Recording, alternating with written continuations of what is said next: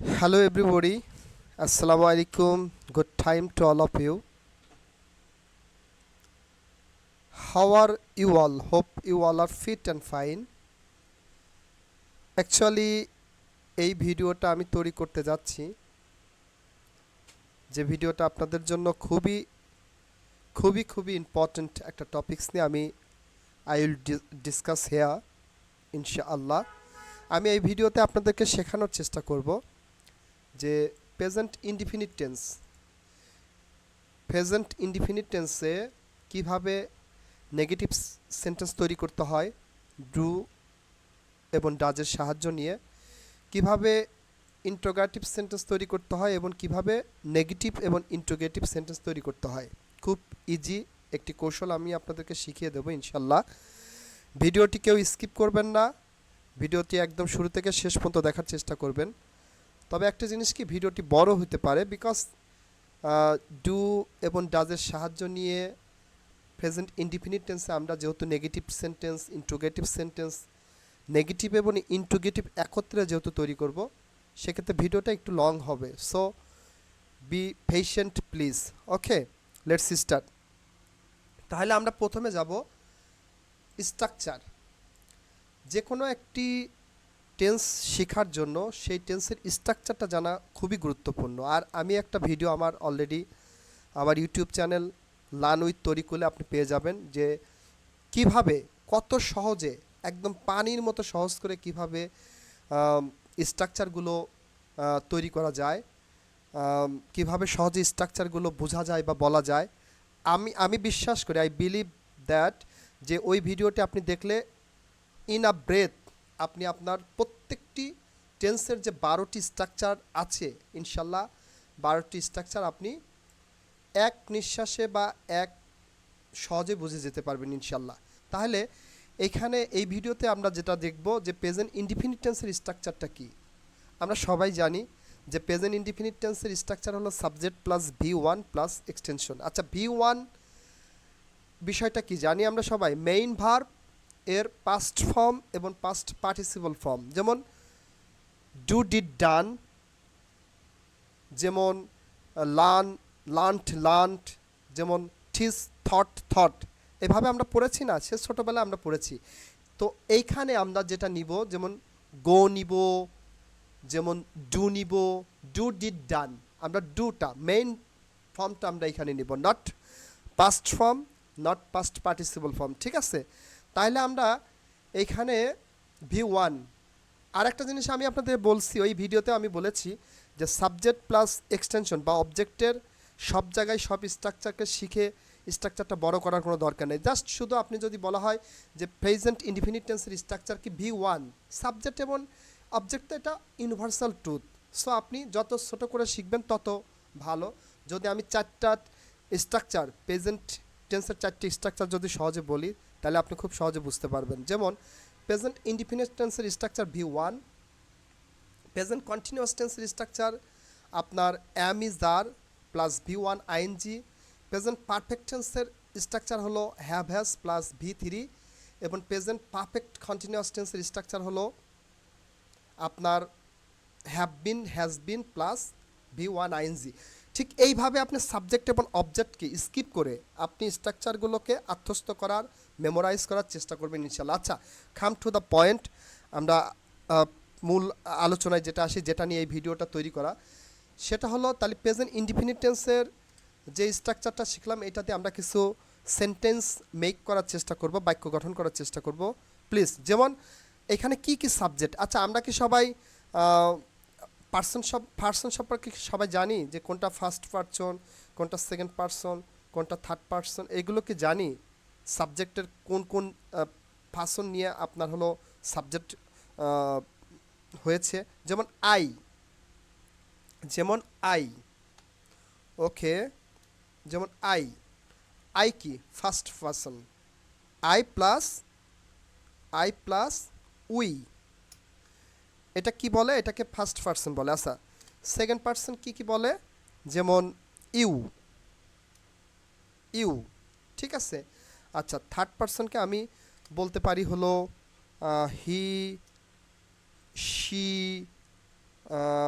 He she,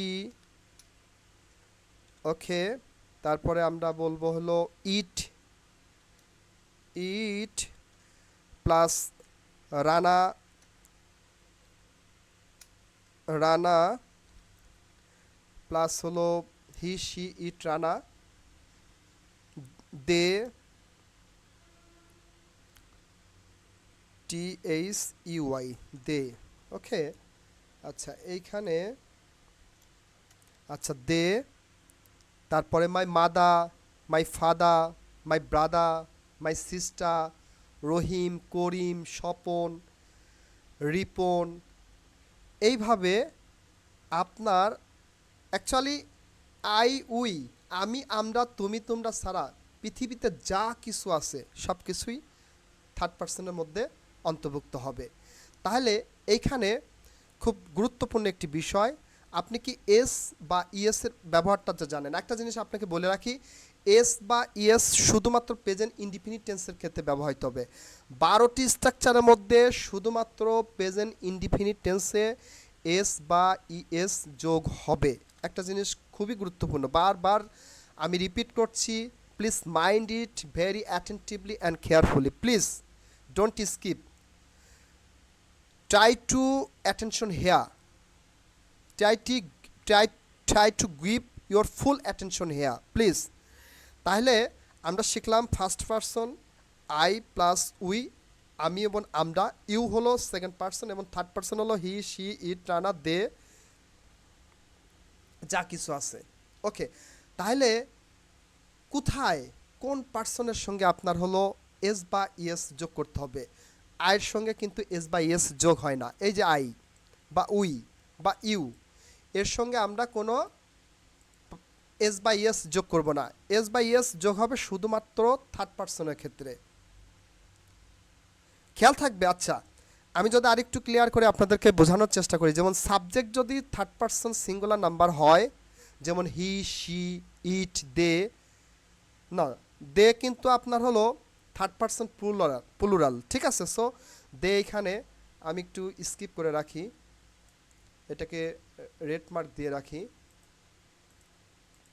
আচ্ছা তাহলে হি she ইট বা একক কোনো নামের ক্ষেত্রে, যেমন আপনার Rana, Karim, Rahim, the boy, the student, the teacher হয়, তবে ভার্বের শেষে এস বা ইএস যোগ হবে, ভার্বের শেষে এস বা ইএস যোগ হবে। যেমন হি রাইটস আ লেটার, হি, আমি একটু এক্সাম্পল দিই, he writes, WRITES, he writes a letter, LETTER। তাহলে দেখেন এইখানে কিন্তু হি কিন্তু থার্ড পার্সন সিঙ্গুলার নাম্বার, হির পরে যে ভার্বটি আছে ভার্বের সঙ্গে কিন্তু আমি এস যোগ করেছি, এস ব্যবহার করেছি। আচ্ছা যদি আমি আপনাকে বলি যে আই রাইট আ লেটার, তাহলে দেখেন I right, WRITE, I write a letter, LETTER। আচ্ছা এইখানে কিন্তু আই ফার্স্ট পার্সন হওয়ার কারণে আমি আয়ের সঙ্গে কিন্তু ভার্বের সাথে কোনো কিছু এখানে আমি যোগ করিনি। বিষয়টা কিন্তু খুবই গুরুত্বপূর্ণ, খেয়াল রাখবেন। এই ক্ষেত্রে আই যদি উই রাইট আ লেটার, আমরা একটি চিঠি লিখি, এখানে কিন্তু উয়ের পরে যে ভার্বটি ব্যবহার হয়েছে এখানেও বা এস বা ইএস এসের সাহায্য নিব না। তাহলে মেসেজটি একদম ক্লিয়ার, শুধুমাত্র থার্ড পার্সন সিঙ্গুলার নাম্বার যেখানে ব্যবহার হবে তারপরে যে ভার্বটি থাকবে ভার্বের সঙ্গে এস বা ইএস যোগ হবে। এটা শুধুমাত্র প্রেজেন্ট ইনডিফিনিট টেন্সের ক্ষেত্রে, you have to mind it very carefully. অন্য কোনো স্ট্রাকচারে এটা যাবে না, কারণ অন্য কোনো স্ট্রাকচারে তো আপনার দেখা যাবে যে V1 এর সঙ্গে আমরা আইএনজি যোগ করব, কোনোটা V3 ব্যবহার করব, যেমন পারফেক্ট টেন্সের ক্ষেত্রে অলওয়েজ V3। তাহলে এখানে তো এস বা ইএস এর যোগ করার কোনো বা ব্যবহার করার কোনো সুযোগ নেই। যেমন কন্টিনিউয়াস টেন্স মানে আপনার কি হচ্ছে, V1 এর সাথে আইএনজি ব্যবহৃত হবে, তাহলে এখানে এস বা ইএস এর ব্যবহার হচ্ছে না। পারফেক্ট টেন্সে V3, এখানে এস বা ইএস ব্যবহার হচ্ছে না। পারফেক্ট কন্টিনিউয়াস টেন্সগুলোতে আমরা কি করছি, বিন প্লাস V1 আইএনজি, এখানে কিন্তু এস বা ইএস এর ব্যবহার হচ্ছে না, শুধুমাত্র প্রেজেন্ট ইনডিফিনিট টেন্সের ক্ষেত্রে। আরেকটা জিনিস আমি এখানে আরও একটু ক্লিয়ার করে রাখি, only it will be used only do or does, it will be used for only present indefinite tense, because এখানে কোনো তো অক্সিলারি ভার্ব আমরা পাচ্ছি না। অক্সিলারি ভার্ব বলতে কি বলে, যেমন আমরা অ্যাম, যেমন ইজ, যেমন কি বলতে পারি আর, যেমন ওয়াজ, যেমন অয়া, যেমন হ্যাভ, যেমন হ্যাজ, এইভাবে যতগুলো ভার্ব আছে এগুলোকে আমরা কি বলি, অক্সিলারি ভার্ব ভার্ব বলে থাকি। আচ্ছা, প্রিন্সিপাল ভার্ব বা মেইন ভার্ব কোনটি? যেমন আই রাইট আর লেটার, এই রাইটটা কিন্তু এখানে প্রিন্সিপাল ভার্ব মেইন ভার্ব, এটা কিন্তু কোনো অক্সিলারি ভার্ব না। You have to mind it very carefully. Okay, again তাইলে অ্যাম, ইজ, আর, ওয়াজ, ওয়া, হ্যাভ, হাজ এগুলোকে অক্সিলারি ভার্ব বলে। সো এইখানে প্রেজেন্ট ইনডিফিনিট টেন্সে কিন্তু আপনার কোনো অক্সিলারি ভার্ব নেই, এর স্ট্রাকচারটাই ভিন্ন, subject plus V1 plus extension. V1 যে এখানে ব্যবহৃত হচ্ছে একদম সিম্পল টেন্স, প্রেজেন্ট ইনডিফিনিট টেন্সের কিন্তু আরেকটি নেম সিম্পল টেন্স। তাইলে এখানে আমাদের ডু বা ডাজের এই যে দেখেন ডু বা ডাজের ব্যবহার হয়ে থাকে, ডু বা ডাজের ব্যবহার হয়ে থাকে। Am I clear? Am I right? I think that all my audience বুঝতে পেরেছে আমার এই বিষয়টা, আমি কি বোঝাতে চেয়েছি। আচ্ছা, তাহলে প্রেজেন্ট ইনডিফিনিট টেন্সে শুধুমাত্র ডু বা ডাজের ব্যবহার হবে, আর একটি টেন্সে আপনি ডু বা ডাজের যে পাস্ট ফর্ম ডিড সেটা ব্যবহার করব, সেই টেন্সটি হলো পাস্ট ইনডিফিনিট টেন্স। আর বাকি সব টেন্সগুলোতে আপনার অক্সিলারি ভার্ব থাকবে। সো ওইখানে কোনো ডু, ডাজ বা ডিডের সাহায্য হবে না, এস বা ইএস ব্যবহার করতে হবে না। ওকে, আচ্ছা আরেকটু ক্লিয়ার করি, তবে ভার্বের শেষে যদি এস বা ইএস যোগ হবে, আমি বলেছি একটু আগে, যেমন Rana helps the poor, he writes a letter, he eats rice, my mother eats rice, Rana helps the poor আমি অলরেডি বলেছি, যেমন she walks on the floor, she takes a pen, Rana writes a letter, Rana takes a pen, my mother takes a letter. Okay, ঠিক এইভাবে আমরা যখন third person singular number ব্যবহার করব ঠিক তখন এস বা ইএসের ব্যবহার হবে। আচ্ছা, এখানে আরেকটু ক্লিয়ার করে দিই আপনাদের, যেমন আপনার যদি ভার্বের শেষে যদি ওয়াই থাকে, আচ্ছা ভার্বের শেষে যদি ওয়াই থাকে, আমি একটু উদাহরণ দিই, যেমন প্লে, PLAY, দেখেন কোনো একটা ভার্বের শেষে, প্লে মানে কি, খেলা করা, প্লে মানে খেলা করা, দেখেন এই ভার্বের শেষে, এই শব্দটির শেষে কিন্তু ওয়াই ব্যবহার হয়েছে, প্লেই, প্লেই। আচ্ছা, প্লেই যখন হচ্ছে তখন ওয়াইয়ের, আচ্ছা এখানে আমি কালারটা উঠে দিই, একটু কষ্ট হচ্ছে আপনাদেরকে, আমি বুঝতে পারছি, ফ্লেই। আচ্ছা, এই যে ওয়াই, এই যে ওয়াইটা ব্যবহার হয়েছে, এই ওয়াইটা কিন্তু আপনার যদি যদি ভার্বের শেষে যদি ওয়াই ব্যবহার হয় বা ওয়াই বসে থাকে, ওয়াইয়ের পূর্বে যদি ভাওয়েল থাকে তাহলে এস হবে, তাহলে কি ব্যবহার করা হবে, এস, এটা হয়ে যাবে কি, প্লেইস, প্লেইস। আচ্ছা, এটা হয়ে যাবে প্লেইস, PLAYS, প্লেইস হবে। এটা এস বা ইএস ব্যবহার করতে গেলে আপনার খেয়াল রাখতে হবে ভার্বের দিকে, ভার্বটা কোন অবস্থায় আছে। যেমন প্লেই, একদম ভার্বের শেষে আছে ওয়াই, ওয়াইয়ের পূর্বে আছে ভাওয়েল, এই ভাওয়েল থাকার কারণে কিন্তু আমি ভার্বের সাথে শুধুমাত্র এস ব্যবহার করেছি। আচ্ছা, এই ক্ষেত্রে যদি আরেকটা বিষয় খেয়াল করেন, এই ক্ষেত্রে যদি আমরা যদি আরেকটা এক্সাম্পল আমরা এখানে ব্যবহার করি, সেটা হলো ক্রাই, ক্রাই।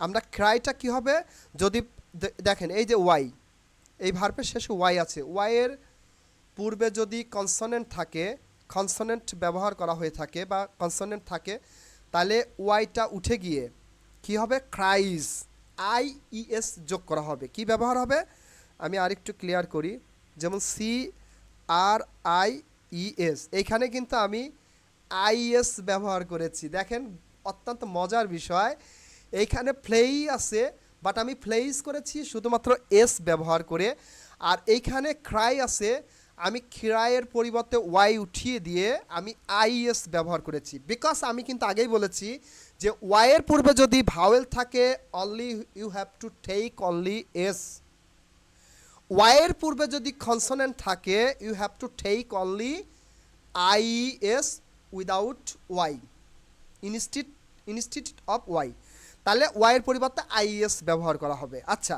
আরেকটি বিষয় আপনারা খুব খেয়াল রাখবেন, সেটা হলো যেমন সাধারণত ভার্বের শেষে কি হয়, এস যুক্ত হয়, কিন্তু ভার্বের শেষে যদি এস এস আপনার হলো কি হয়, ডবল এস। আচ্ছা, যদি আপনার থাকে হলো এস এইচ,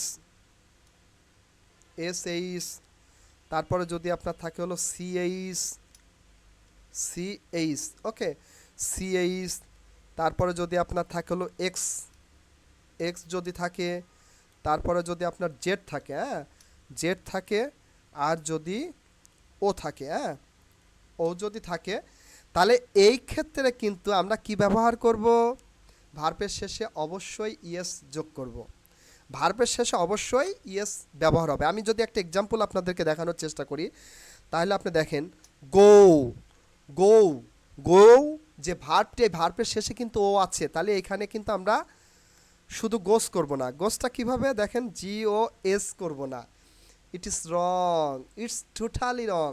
খেয়াল করেন এখানে কি হবে, এখানে হবে হলো গোস, জি ও ইএস হবে, এইটা হবে, এটা হবে গোস হবে, কি হবে, গোস হবে, বাট এইখানে কিন্তু এটা রং, কারণ আমি কিন্তু বলেছি এখানে, এই দেখেন S, double S, S H, C H, X, Z, Y, এইগুলো যদি ভার্বের শেষে আপনি যদি পান, কোনো ভার্বের শেষে যদি থাকে, তাহলে এর সঙ্গে ইএস ব্যবহার করা হবে।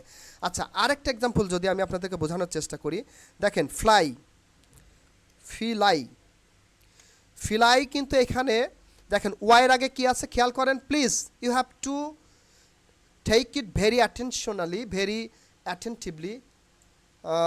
যেমন দেখেন ওয়াইয়ের আগে আপনার কনসোনেন্ট থাকার কারণে এটা হয়ে যাবে ফ্লাইস, এটা কি হবে, ফ্লাইস হয়ে যাবে, তাহলে F L I E S, flies হয়ে যাবে, এটা আপনার ওয়াই আর থাকবে না। আচ্ছা, এখানে যেমন গো, গোস হয়ে যাবে, কারণ এই শেষে আপনি কি আছে, ও পেয়ে যাচ্ছেন, তাহলে গোস হবে।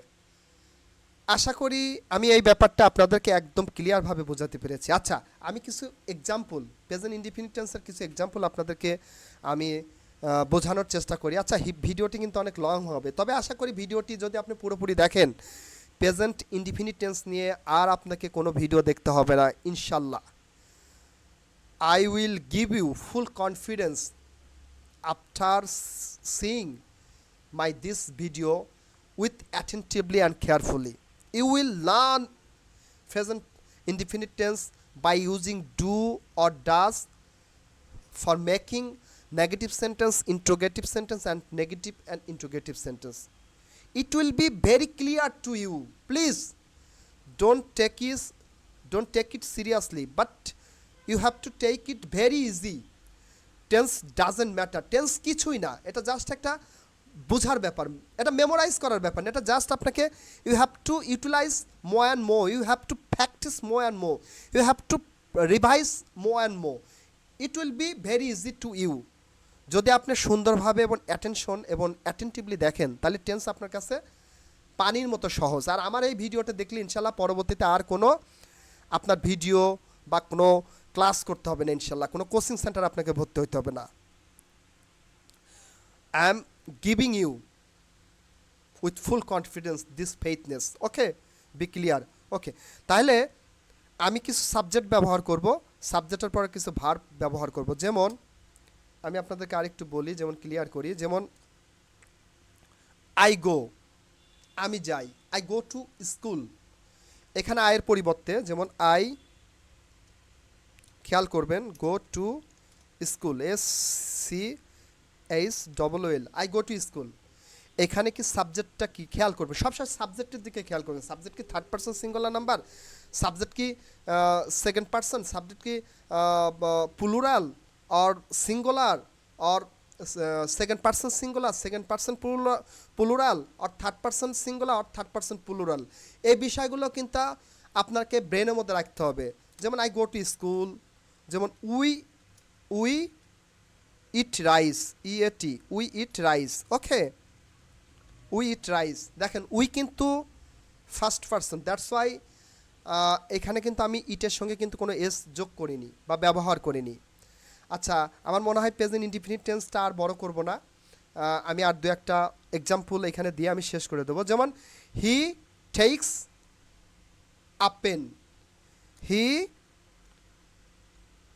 টেকস আ পেন, দাঁড়ান, he takes, TAKES, he takes a pen. আচ্ছা, আমার কিছু প্রোনাউন্সিয়েশন কিন্তু আপনারা খেয়াল করেছেন, যারা গতানুগতিক ইংলিশ শিখেছেন তারা কিন্তু আমার প্রোনাউন্সিয়েশনের বিষয়ে কিন্তু একটু অবজার্ভ করতে হবে, অ্যানালাইসিস করতে হবে। আমি কিন্তু দেখেন টেকস, ফেন, আপনার হলো টেন্স, এইভাবে বিভিন্ন প্রোনাউন্সিয়েশনের কিন্তু একটা পরিবর্তন আছে। এইটা আমি ইনশাল্লাহ একটা ভিডিওতে ইন ডিটেল আমি ডিসকাস করার চেষ্টা করব, কারণ আপনার কিন্তু প্রোনাউন্সিয়েশন কিন্তু আপনি পূর্বে যখন ইংলিশ শিখেছেন অনেক অনেক পরিবর্তন, অনেক ভুল শিখেছেন। সচরাচর আমরা ভিলেজের যে স্কুলগুলোতে আমরা পড়াশোনা করি, এখানে যে ইংলিশ শেখানোর যে প্যাটার্ন বা ধরন, it will be more mistake to you when you talk any sentence, when you communicate to others, when you discuss about the matter to others, it will be mistake to you, a lot of mistake here, because আপনি যে ইংরেজি সেটা শিখেছেন, আমি মনে করি 99% people's mistake করতেছে প্রোনাউন্সিয়েশনের ক্ষেত্রে, মানে এটা উচ্চারণটা অনেকেরই হয় না। সো এটা ইনশাল্লাহ একটা ডিটেলস ভিডিওতে থাকবে। আচ্ছা, এখন আমরা চলে যাব স্ট্রাকচার, আমরা ডু এবং ডাজের সাহায্য নিয়ে, এবং কিভাবে আমরা নেগেটিভ সেন্টেন্স তৈরি করতে পারি। ঠিক আছে, তাহলে খেয়াল রাখেন প্লিজ। আমরা প্রেজেন্ট ইনডিফিনিট টেন্সের নেগেটিভ সেন্টেন্স তৈরির কিছু কৌশল আমি আপনাদেরকে শিখে দেবো। যেমন আমি সাবজেক্ট কিন্তু ওইগুলোই রাখবো, I, we, you, they, he, she, Karim, it, my mother or my father. Okay, তাহলে এখানে কিন্তু সাবজেক্ট যখন ফার্স্ট পারসন অথবা সেকেন্ড পারসন হবে তখন কিন্তু আমি I does, we does, you does, they does এগুলো কিন্তু ব্যবহার করব না। আমি ব্যবহার করব কি, আই ডোন্ট। আমি কিভাবে নেগেটিভ সেন্টেন্স তৈরি করব, আই ডোন্ট রান। আচ্ছা, একটু খেয়াল করবেন, যেমন I don't run in the sun, you don't hate the poor, তুমি গরিবদেরকে ঘৃণা করনি। You don't hate the poor, I don't run in the sun. আচ্ছা, এখানে কিন্তু দেখেন সাবজেক্ট কি, you second person, I first person, that's why আমি এখানে ডাজের ব্যবহার করিনি। আর আমি যদি ডাজের কয়টা এক্সাম্পল যদি আমি আপনাদেরকে দিই, যেমন শি ডাজেন্ট, ডিও, অথবা ডাজ নট, যেভাবেই বলি, she doesn't enjoy the program. Okay, enjoy the program, PROGRAM। দেখেন খেলাটা খেয়াল করেন, she doesn't enjoy the program, সে অনুষ্ঠানটি উপভোগ করেনি, তার মানে শি কিন্তু third person singular number, that's why আমি এখানে ডু এবং ডাজের ব্যবহারের ক্ষেত্রে কিন্তু আমি ডাজ ব্যবহার করেছি, কারণ third person singular number she. অবশ্যই মনে হয় বুঝতে পেরেছেন, তাই না? তাইলে এখানে কিন্তু আমি যেমন আমি কি বলেছিলাম, you don't hate the poor, তুমি গরিবদের ঘৃণা করো না। অথবা Karim doesn't enjoy the party, Karim party উপভোগ করেনি। অথবা হি ডাজেন্ট টক, সে কথা বলে না। তাহলে শি হি ইট, রানা, আমি বলেছি আই, উই, আমরা, তুমি, তোমরা ছাড়া বাকি যা আছে সব কিছুর সঙ্গে আমরা ডাজ ব্যবহার করব। আর শুধুমাত্র ডু ব্যবহার করব কার সঙ্গে, আয়ের সঙ্গে, আয়ের পরে, উইয়ের পরে আমরা ডু ব্যবহার করব, উইয়ের পরে। আবার ইউ, তুমি, তোমরা, ইউ মানে কিন্তু তুমি, ইউ মানে কিন্তু তোমরা, ঠিক আছে, এটা খেয়াল করবেন। তুমি তোমরা, you your, Y O U R, এই চারটার পরে অথবা দে, এটা থার্ড পার্সন, দে কিন্তু third person, but they third person plural. এই কারণে দের দের পরেও আমরা কিন্তু কি করব, ডু ব্যবহার করব। বিষয়টা কিন্তু খুব লক্ষণীয়, খুব খেয়াল করবেন। তাইলে নেগেটিভ করার জন্য আমরা কি করব, অ্যাফার্মেটিভ সেন্টেন্সকে আমরা নেগেটিভ করার জন্য ডু এবং ডাজের সাহায্য নেব, সঙ্গে একটা নট নিব। যেমন নেগেটিভ করতে গেলে তো আপনাকে না থাকতে হবে বাক্যের শেষে, তাই না? যেমন আরেকটু খেয়াল করবেন, you don't enjoy the party, তুমি পার্টি উপভোগ করনি। এখানে কিন্তু ডোন্টের সাহায্য নিয়ে, অথবা she doesn't enjoy the party, সে পার্টিটি উপভোগ করে না, সে পার্টিটি উপভোগ করে না। তার মানে এই যে ডোন্ট এবং ডাজেন্টের সাহায্য নিয়ে আমরা নেগেটিভ সেন্টেন্স করছি। ইনশাল্লাহ আমি মনে হয় যে বিষয়টা ক্লিয়ার করেছি। এখানে শুধু subject third person singular number হলে কিন্তু নেগেটিভ সেন্টেন্সে ডাজেন্ট বসে, আর বাকি সব ক্ষেত্রে কিন্তু ডোন্ট বসবে। আমি আবার রিপিট করছি, শুধুমাত্র subject third person singular number হলে নেগেটিভ সেন্সে ডাজেন্ট বসে, বাকি সব ক্ষেত্রেই ডোন্ট বসবে। বিষয়টা খুব গুরুত্বপূর্ণ। আচ্ছা, এবার আমরা চলে যাব কিভাবে আপনার হলো ইন্ট্রোগেটিভ সেন্টেন্স তৈরি করা যায়। আমরা কি করব, ইন্ট্রোগেটিভ সেন্টেন্স তৈরি করব, তাই না? ইন্ট্রোগেটিভ সেন্টেন্স তৈরি করার জন্য আমরা ডু এবং ডাজের সাহায্য কিন্তু নিব, কিন্তু ডু বা ডাজ সাবজেক্টের প্রথমে বসিয়ে দেব। আপনাকে তো প্রশ্ন করতে হবে, তাই না? যেমন এইখানে আমরা কিন্তু auxiliary verb am, is, are, was, ওয়া, হ্যাভ, হ্যাজ, হ্যাড এর ব্যবহার করছি না, কারণ এটা তো simple tense, present indefinite tense. এখানে তো অক্সিলারি ভার্ব হিসাবে তো আমরা অ্যাম, ইজ, আর পাচ্ছি না। দ্যাটস ওয়াই আমরা ডু বা ডাজকে আমরা এখানে সাহায্য নিচ্ছি, তাই না? তাহলে অ্যাম ইজ আর নিলে আপনাকে প্রথমে আসতে গেলে এটা অক্সিলারি ভার্ব অন্য কোনো স্ট্রাকচারের জন্য, বাট ডু বা ডাজ আমরা প্রেজেন্ট ইনডিফিনিট টেন্সের প্রথমে নিয়ে চলে আসবো। Am I right, am I clear? Okay, thank you so much. এখন ডু বা ডাজের সাহায্য নিয়ে এই স্ট্রাকচারটা আমি বলি, ইন্ট্রোগেটিভ প্রেজেন্ট ইনডিফিনিট টেন্সের যদি আপনি স্ট্রাকচার যদি করতে চান, তাহলে ডু বা ডাজের সাহায্য আপনাকে কি করতে হবে, প্রথমে নিতে হবে, নিয়ে তারপরে একটি সাবজেক্ট, তারপরে V1। একটা জিনিস মনে রাখবেন, প্রেজেন্ট ইনডিফিনিট মানে V1, not V2, not V3। V1 এর ব্যবহার করে তারপরে এক্সটেনশনের ব্যবহার করতে হবে, প্লাস হোয়াট চিহ্ন আপনাকে দিতে হবে, যেহেতু আপনি প্রশ্নবোধক। যেমন আপনি একটা উদাহরণ যদি দিই, do you listen to music, তুমি কি গান শোনো? ডু ইউ, ইউ এর কারণে সেকেন্ড পার্সন হওয়ার কারণে, যেমন আমি এক্সাম্পলটা একটু লিখি, যেমন ডু ইউ